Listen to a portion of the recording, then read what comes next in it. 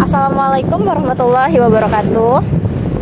Halo semuanya, kami dari kelas Lapemba semester 4. Pada kesempatan ini kami akan membahas salah satu kajian dalam mata kuliah Sosiologi Hukum, yaitu permasalahan hukum yang sering terjadi di tengah masyarakat. Sosiologi hukum mempelajari bagaimana hukum tidak hanya dipahami sebagai aturan tertulis, tetapi juga sebagai bagian dari kehidupan sosial yang dipengaruhi oleh perilaku, kebiasaan, dan kondisi masyarakat. Oleh karena itu, penting untuk melihat bagaimana hukum diterapkan dalam kehidupan sehari-hari serta bagaimana masyarakat merespon aturan tersebut. Sosiologi hukum adalah ilmu yang mempelajari hubungan antara hukum dan masyarakat. Artinya, kita tidak hanya melihat aturan tertulis, tetapi juga bagaimana hukum itu dijalankan serta bagaimana masyarakat merespon dalam kehidupan sehari-hari. Dalam praktiknya, seringkali terjadi kesenjangan antara aturan hukum dan kenyataan sosial. Hal ini berkaitan dengan tingkatan kesadaran hukum, faktor ekonomi, budaya, serta efektivitas penegakan hukum di masyarakat.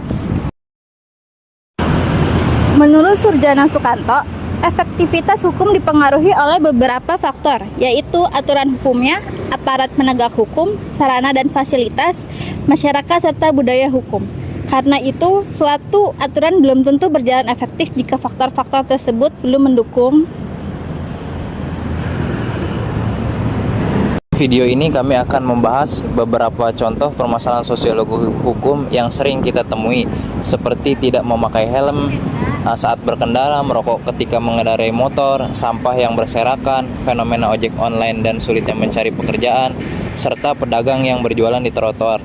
Melalui pembahasan ini, kami ingin menganalisis bagaimana hukum bekerja di tengah realistis sosial masyarakat. Dan ini salah satu contohnya, yaitu ada yang seperti ini dan seperti itu. Terima kasih, selamat menyaksikan. Wassalamualaikum warahmatullahi wabarakatuh.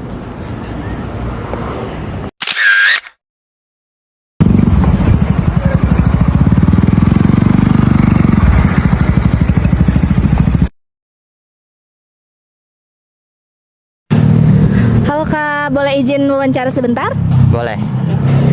Tadi aku lihat sih kakak nggak pakai helm ya. Oke, di sini aku mau nanya, apa alasan kakak nggak menggunakan helm saat berkendara? Lupa. Lupa. Terus, apakah kakak tahu bahwa menggunakan helm itu bisa meningkatkan risiko kecelakaan? Iya. Oke, bagaimana pendapat kakak tentang aturan wajib berkendara menggunakan helm? Seperti mematuhi aturan lalu lintas. Oke, apakah kakak merasa nyaman saat tidak menggunakan helm? Tidak. Kenapa? Tapi kenapa nggak kakak pakai? Kurang betul. Oke, apakah kakak tahu resiko kematiannya itu di 70% kalau tidak menggunakan helm? Iya. Oke, saran kakak nih buat pengendara motor yang tidak menggunakan helm? Biar kita selamat gitu. Ya udah Kak. Oke, terima kasih banyak ya Kak atas waktunya. Nextnya pakai helm ya. Iya. SNI, oke? Oke.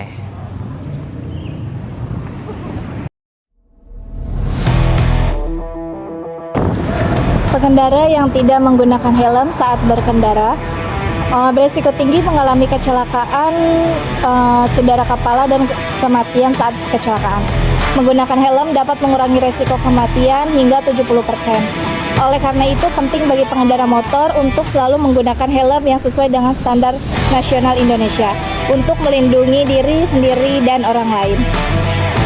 Undang-Undang Nomor 22 Tahun 2009 tentang Lalu Lintas Angkutan Jalan, khususnya Pasal 291 Ayat 1 dan 2, mengatur tentang larangan tidak menggunakan helm bagi pengendara motor.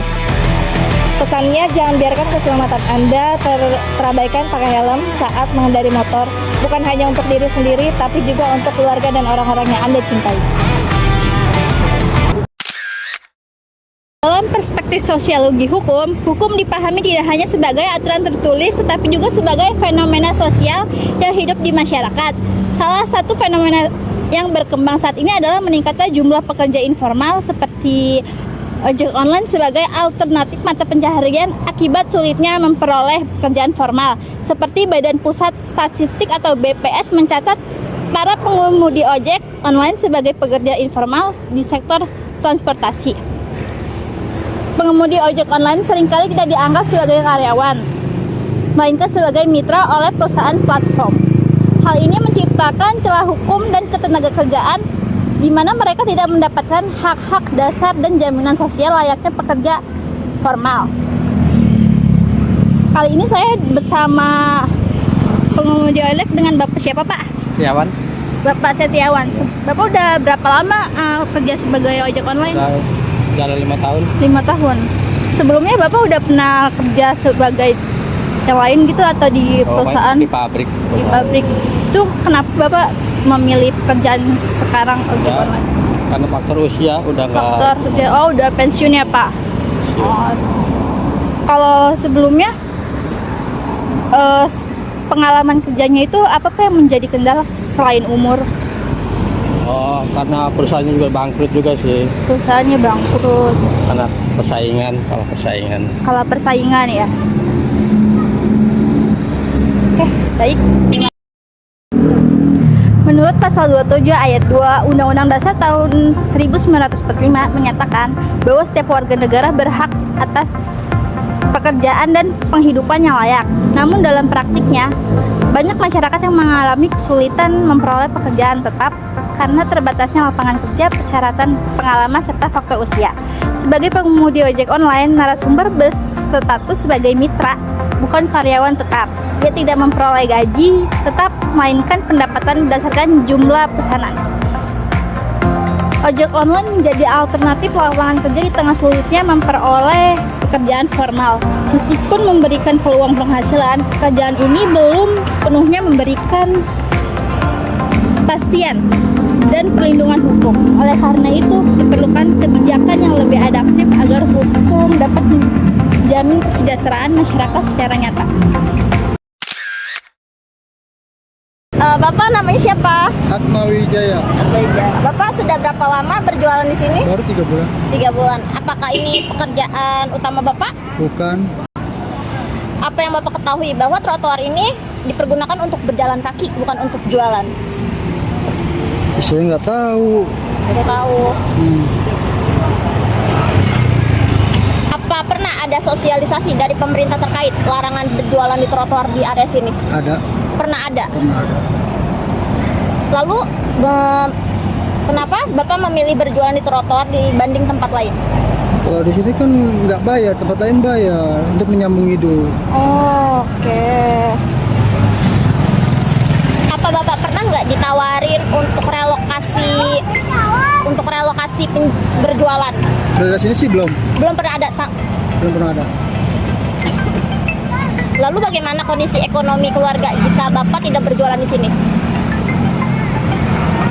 Kalau nggak berjualan ya parah. Ini buat bantu-bantu saya juga, istri yang jualan. Oh, berarti ini emang mata pencarian utama ya, Pak? Iya, untuk istri. Lalu untuk lokasi sini Bapak pernah nggak ditertibkan oleh Satpol PP? Sering. Sering. Yang dilakukan Satpol PP itu bagaimana cara menertibkannya? Jadi secara sopan sih, mesinnya nggak terlalu arogan. Oh, nggak arogan. Iya. Menurut Bapak nih, untuk sebagai penjual kan kita juga tahu ya antara kondisi dan keadaan ya. Menurut Bapak penertiban tersebut itu adil atau enggak sih? Ya kalau untuk orang kecil kayak saya sih nggak juga sih, sebab apa susah dagang nggak dikasih tempat. Jadi gimana lagi kalau nggak di sini? Kalau bayar nggak ada duitnya juga. Baik, terima kasih ya Bapak. Berdasarkan hasil wawancara pedagang di trotoar dapat disimpulkan bahwa keberadaan pedagang di trotoar menunjukkan adanya kesenjangan antara aturan hukum dan kondisi sosial masyarakat. Meskipun sebagian pedagang mengetahui bahwa trotoar diperuntukkan bagi pejalan kaki, faktor ekonomi, keterbatasan lapangan pekerjaan, serta kebutuhan memenuhi kebutuhan hidup menjadi alasan utama mereka tetap berjualan. Selain itu, penegakan hukum yang tidak selalu konsisten serta kurangnya solusi alternatif seperti relokasi yang layak menyebabkan aturan hukum belum berjalan secara efektif. Dalam perspektif sosiologi hukum, fenomena ini menunjukkan bahwa keberhasilan hukum tidak hanya ditentukan oleh adanya aturan tertulis, tetapi juga oleh kondisi sosial, ekonomi, dan tingkat penerimaan masyarakat terhadap hukum tersebut. Kesimpulannya, hukum perlu diterapkan dengan mempertimbangkan realitas sosial agar tujuan ketertiban umum dapat tercapai tanpa mengabaikan aspek kemanusiaan dan kesejahteraan masyarakat.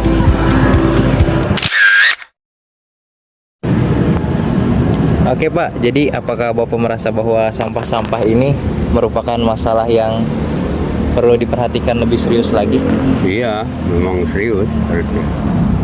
Terus gimana sih menurut Bapak sendiri nih ngelihat peran masyarakat di sini, terutama pemuda-pemudi GOR dalam mengelola sampah ini sendiri?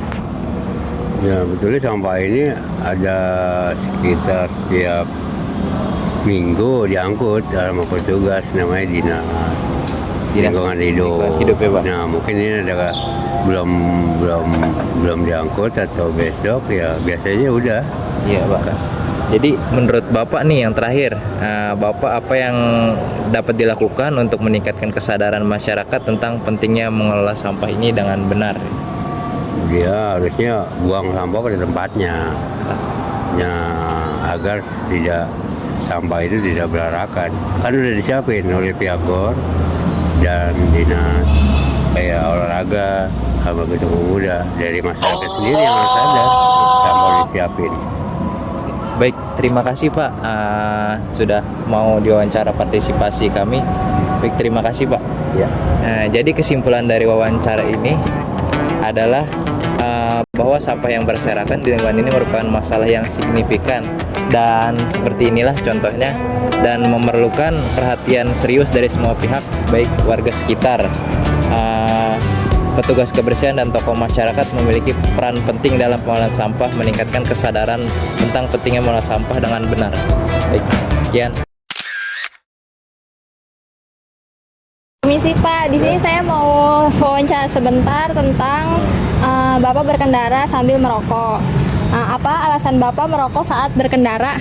Oh, untuk menghilangkan stres sambil pendinginan otak gitu. Apakah Bapak menyadari bahwa merokok saat berkendara dapat meningkatkan resiko kecelakaan? Udah pasti itu Mak. Bagaimana menurut Bapak mengatasi gangguan yang disebabkan oleh merokok saat berkendara?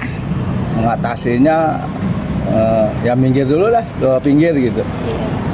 Apakah Bapak tahu kalau merokok itu dapat membahayakan diri sendiri dan orang lain? Udah pasti semuanya kena itu Mak.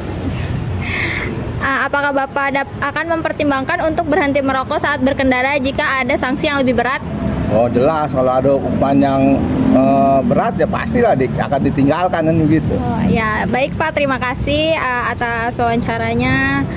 Jadi kesimpulannya, merokok saat berkendara dapat dianggap sebagai pelanggaran terhadap peraturan lalu lintas. Seperti dalam Undang-Undang Nomor 22 Tahun 2009 yang melarang pengendara untuk melakukan kegiatan yang dapat mengganggu konsentrasi saat berkendara. Beberapa orang mungkin tidak menyadari bahwa merokok saat berkendara dapat meningkatkan risiko kecelakaan dan membahayakan diri sendiri dan orang lain. Saat berkendara mungkin orang menjadi terbiasa bagi beberapa orang sehingga mereka tidak menyadari bahwa itu adalah perilaku yang berisiko. Sekian, terima kasih.